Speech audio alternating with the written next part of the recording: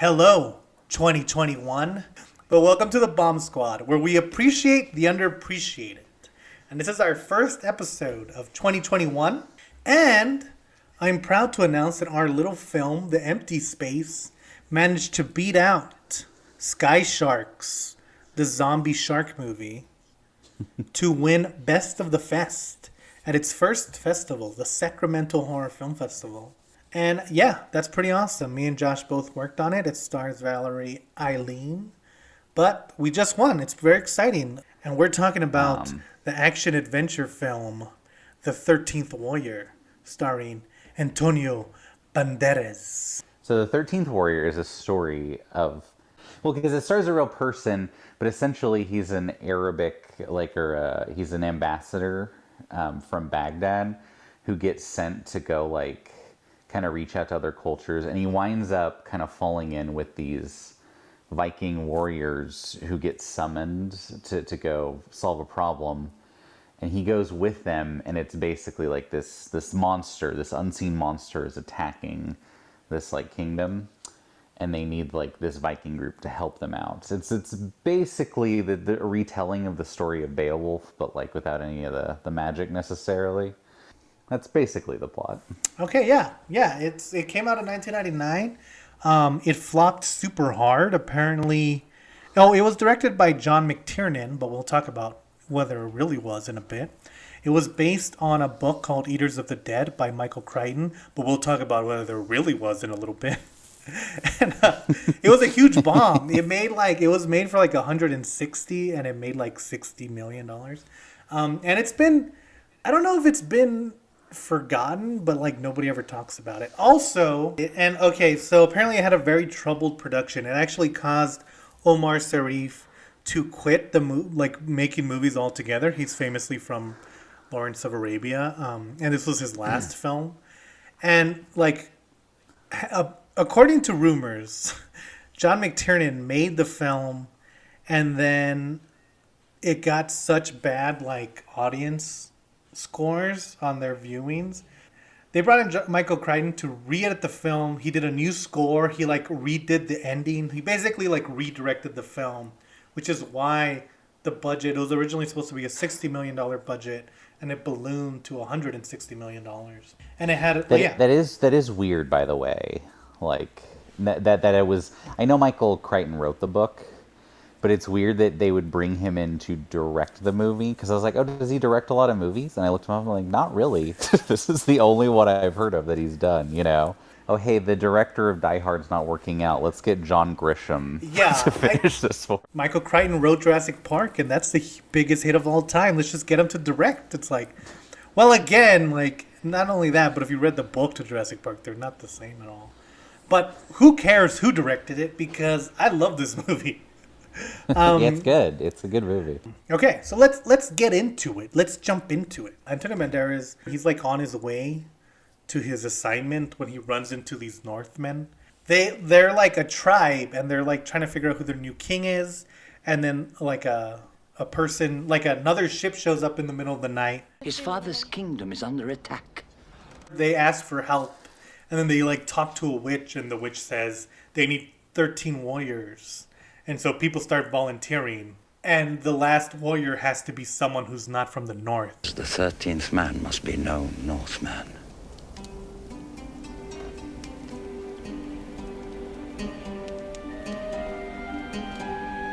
The hell are you saying? So he joins with them, and they go off to try to stop this thing. I think, to me, this is the best version of this type of film. There's three main ones. It's the Beowulf character, who in this is called Wolwife, yeah. And he's played by Valad Kulic. And he's the main character of the story. I mean, he's not the main character of the story, but he's the protagonist. And then you also have Dennis Storhoy. Yeah, that's the only one I wrote down. And he plays. He played. It's Herger or Herger. I don't know. I don't think they ever say his name, Herger. I looked it up in the credits because I was curious, because I was like, oh, he's actually the character who's the most kind of in the movie, other than Antonio Banderas and Beowulf. Yeah. Yeah, and it's so it just follows these three main characters, but you never feel like the team isn't part of the team. Like they all have distinguishing characteristics. Like there's the black haired arrow guy, and then there's the big buff guy, and then there's the Scottish guy. And they all have like a good few moments where they kind of like either joke around with Antonio Banderas. When you die, can I give that to me daughter? So it's like you always feel like they're there. They especially kind of show that the one guy distrusts Antonio Banderas somewhat early on, like as part of the group, and he's the one who almost Right. attacks him. Yeah. They also like it has one of the best scenes where like they're traveling to the north and Antonio Banderas is like he speaks English but they're supposed to be speaking Arabic and the Northmen are speaking whatever Vikings speak. Norse, Yeah. I guess. And like he's slowly watching them and it does a great instance of him learning the language. Så ser det här. Så en herre går på klipp. Vill ha skip i land och snake up to steal 10 of 12 horses. Så kommer det bästa. Så kommer det bästa. You're seeing it through his eyes and like hearing what he hears. Right, you right. know? And it also emphasizes that Antonio Banderas is smart, like that he can pick up a language in a few days. Where did you learn our language? I listened. But yeah, the team aspect is good, and you see a lot of them. You see a lot of their mixing, and so yeah, they get to the north, and it's just, it's based on Beowulf, but it kind of gets the structure wrong, because the first night they fight these monsters, and it's supposed to be the night the time that they fight Grendel in the hall, and that works well. They call them the Wendell. Yeah, they call them the window. It's like a little on the nose, but whatever. I mean, it's close. I mean, the guy's name is Bulvi, but if you see it spelled out, it's clearly Beowulf. Yeah. But, okay, so the first night, they fight him in the Grand Hall, just like in Beowulf. But then the second night, they fight the dragon, which in this version is just them. They're like, all these people are, they're kind of like tribesmen, and they have like bear heads on their head because they want people to think they're bears. They kind of imply they're pagan, like kind of vaguely pagan in a nondescript way. But I do like the way they look. Yeah, it's like an animal druidic. It's kind of like of that. I think a lot of movies and games will do the kind of like, oh, if they're pagans, they wear like animal skulls and stuff, and it's just that for the most part. Like, Yeah. I don't think they're changing it up that much. It's different enough because they're bear heads. And then, so the second night, they fight the dragon, which is just the same guys, but they're carrying torches. But in The Legend of Beowulf, he fights the dragon last. I think they just wanted to add the dragon It part. does kill some people at least. Yeah. So. Okay, so that's when they figure out that they're just men. They want us to think they are bears. Hey, how do you hunt a bear? They find out that since they want to be bears, they have a cave. So they go find them, and that's when they fight the mother, which would be Grendel's mother. Guys, get it? Grendel? Beowulf?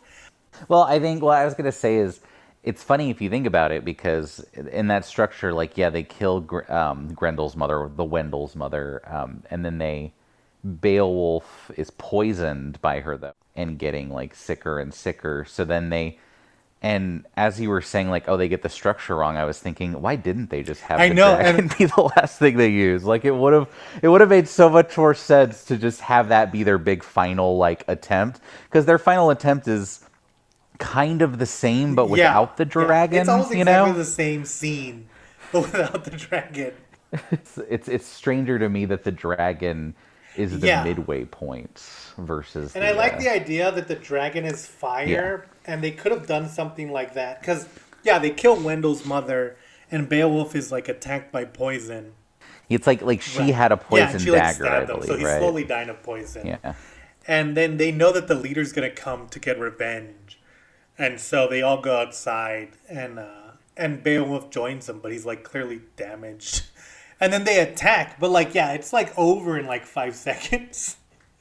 And, like, I didn't notice this. I mean, I guess, I realized that at the very last part, because they only attack in the fog, and Antonio Banderas is like, well, it's daytime, and there's no fog. And then, like, clouds roll in. And so the idea is that since there's clouds, it gives them enough cover to attack. And it's like, yeah, that's kind of a cool idea, but it's not as visually striking as 1,000 torches like coming down the mountain. Another good thing about this movie is that it really plays with the idea of these cultures mixing, not just the culture of Muslim and Norse, but also the tribe, the Neanderthals.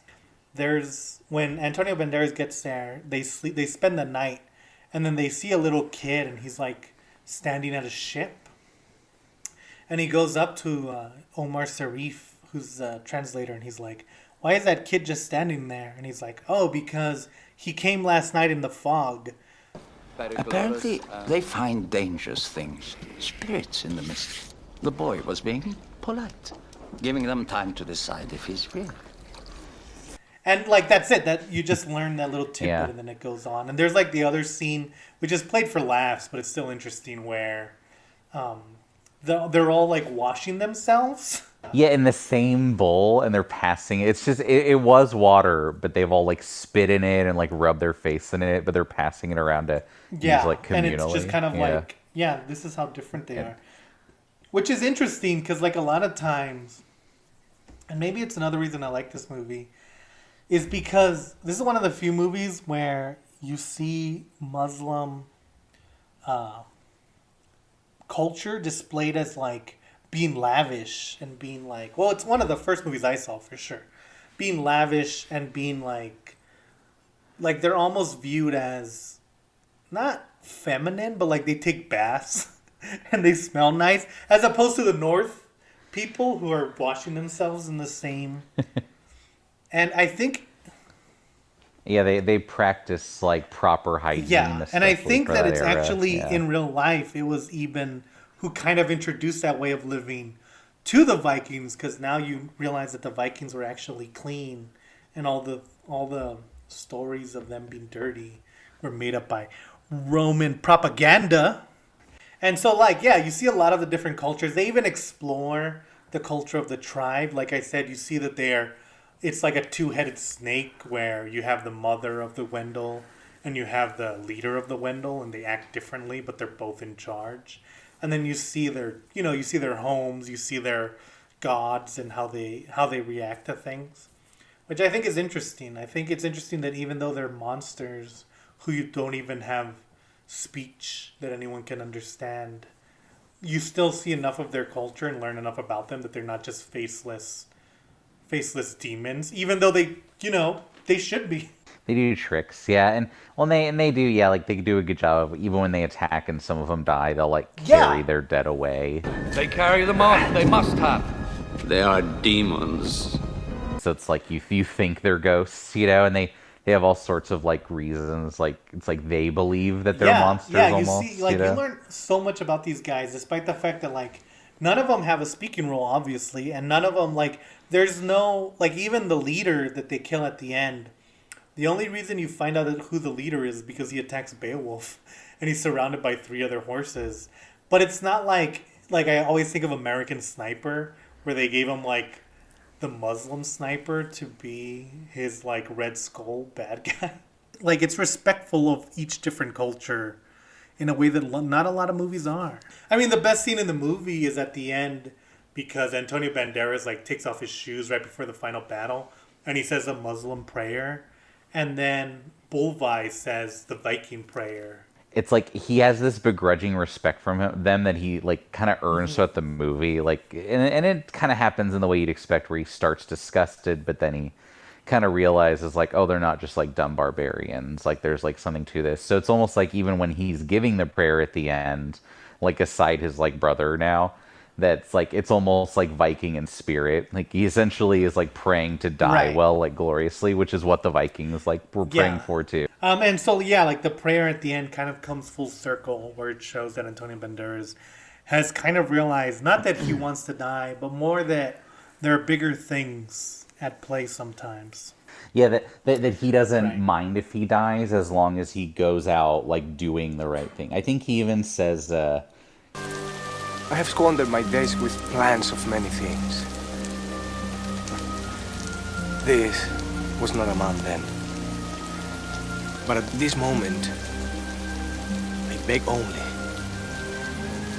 to live the next few minutes well.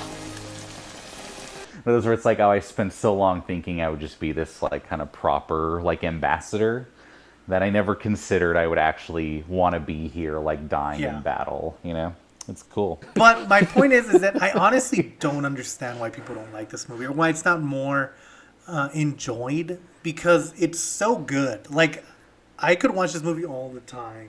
Of like, yeah, it's a simple story about a man learning to not be as selfish as he was. But the fact that like they add all these cultures and everyone's well thought out, all the characters are well done, even like the one note characters are well done. It kind of feels like, you know, it has that like Quentin Tarantino vibe, where even like people who are only on screen for one scene, you still remember them, and they don't need like a 45-minute monologue to do it. Take that, Tarantino. But like, yeah, I honestly don't understand why people don't like this movie. It's a good movie, but it's almost a good movie, and then you find out it costs like as much money as it did, like that it was supposed to be a huge blockbuster.